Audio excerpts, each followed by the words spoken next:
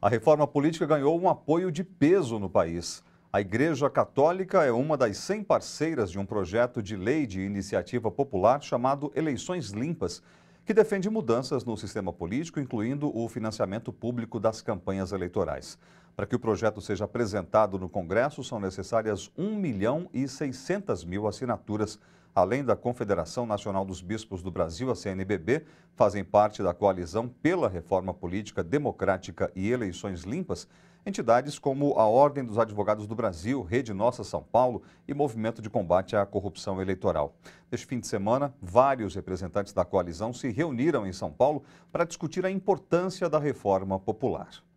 O debate realizado no auditório da Livraria Paulinas, na Vila Mariana, em São Paulo, destacou a importância de uma reforma política que garanta o fim da contribuição de empresas para candidatos nas campanhas eleitorais e o fortalecimento da democracia direta, com a ampliação da participação popular. É fundamental e é nosso trabalho conseguir ampliar na sociedade brasileira a reflexão de que as consequências de um sistema político baseado no privilégio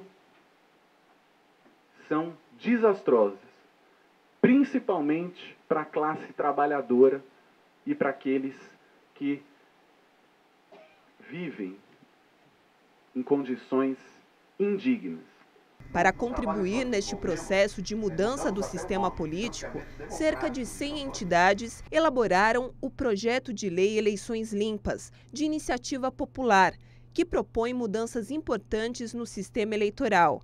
Entre elas, o financiamento público de campanha, associado à contribuição de pessoas físicas, eleição proporcional em 2 turnos, sendo que no primeiro o voto é dado ao partido e no segundo ao candidato, conforme lista apresentada no primeiro turno, além da alternância de homens e mulheres nas listas dos candidatos para garantir a ampliação da participação feminina na política. Alertar que estamos numa situação de um Congresso que a cada ano piora no seu conjunto, da sua representação, e que a participação da sociedade é fundamental no controle sobre esses que são os nossos representantes.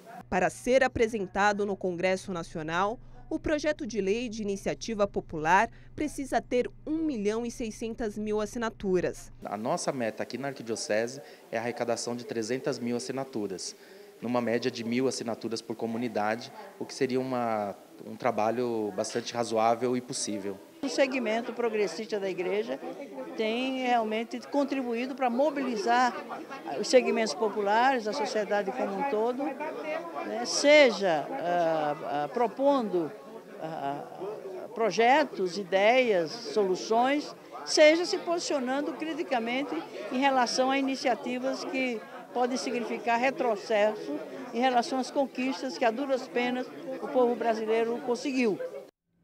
Você pode ter mais informações sobre o projeto de lei Eleições Limpas no site reformapoliticademocratica.org.br.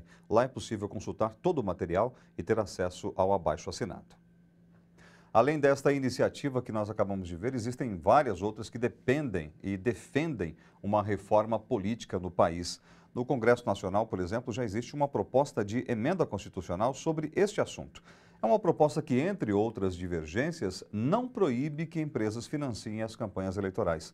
E para a gente entender melhor as diferentes propostas que estão em debate, eu vou conversar agora com o Hugo Fanton, que é do Comitê Estadual da Campanha do Plebiscito pela Constituinte do Sistema Político. Boa noite, Hugo. Bem-vindo ao seu jornal. Boa noite. Obrigado pelo convite. Nós que agradecemos a sua presença. Hugo, para começar, como é que você avalia essa mobilização que está acontecendo no Brasil em torno da reforma política? Eu avalio de forma bastante positiva. É muito interessante ver esse movimento, ver que cresce cada vez mais o número de organizações, de entidades, do movimento social, do movimento sindical e também de pessoas, de cidadãos que estão buscando melhorias, estão buscando aprofundar a democracia do país na luta por uma reforma política que de fato democratize o nosso sistema político, Dá para perceber que essa é a insatisfação com a maneira como se organiza o sistema político brasileiro é crescente, As pessoas se identificam, as pessoas e organizações veem que os espaços de poder no país, eles atendem, sobretudo, interesses do poder econômico, né, e não os interesses gerais da população.